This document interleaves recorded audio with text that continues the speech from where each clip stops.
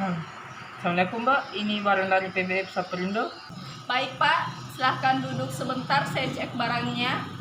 Langkah pertama dalam penerimaan obat adalah mengecek antara surat pesanan dengan faktur yang diterima dari PBF, meliputi nama obat dan jumlah obat yang diterima. Jadi di sini kita memesan 5 obat. Yang pertama ada obat chloramphenicol sebanyak 1090 tablet. Kita cocokkan pada faktur. Yang kedua ada vaksin DPT sebanyak 14 vial, sudah sesuai dengan faktur.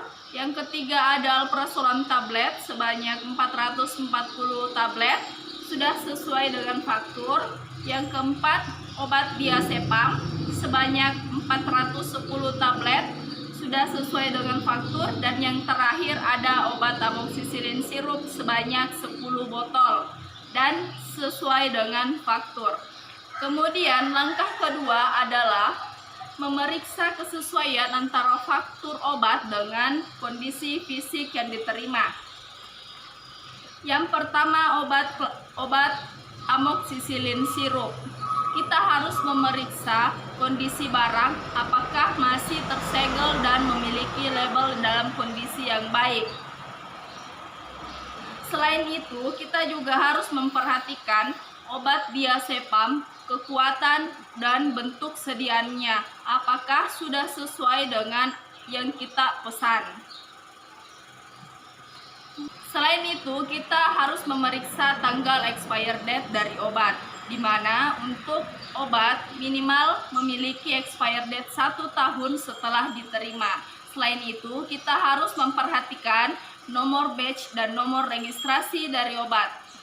Setelah kita melakukan penerimaan dan kondisi barang yang diterima sudah sesuai, maka jangan lupa menandatangani berita acara serah terima barang. langkah selanjutnya adalah kita melakukan penyimpanan obat. Dalam penyimpanan obat, ada beberapa cara yang dapat kita lakukan. Yang pertama, berdasarkan alfabetis atau abjad. Yang kedua, berdasarkan kelas terapi. Yang ketiga, bentuk sediaan. Yang keempat, FIFO ataupun FIFO. Dan yang terakhir adalah kombinasi. Untuk obat yang pertama, obat chloramphenicol ini termasuk obat keras dan dengan bentuk sediaan tablet. Sehingga untuk penyimpanannya kita letakkan di etalase bagian bawah dengan kategori obat bentuk sediaan tablet berdasarkan alfabetis. Untuk penyimpanan vaksin DPT sebaiknya disimpan pada suhu 2-8 derajat Celcius untuk menjaga kestabilan vaksin tetap dalam keadaan yang baik. Selanjutnya adalah obat alprazolam dan obat diazepam, di mana kedua obat ini merupakan obat golongan psikotropika. Tempat penyimpanan psikotropika juga tidak boleh disimpan bersama dengan obat lain. Obat amoxicillin. Obat ini bentuk sediaannya sirup, maka untuk penyimpanannya kita simpan di etalase nomor 2 dengan kategori obat sirup dan disusun berdasarkan alfabetis. Untuk penyimpanan obat narkotika, psikotropika, dan prekursor farmasi boleh disimpan di gudang, ruangan ataupun lemari khusus dengan ukuran 40-80 x 100 cm. Untuk tempat penyimpanan narkotika tidak boleh disimpan bersama obat lain selain obat narkotika. Begitupun dengan prekursor farmasi.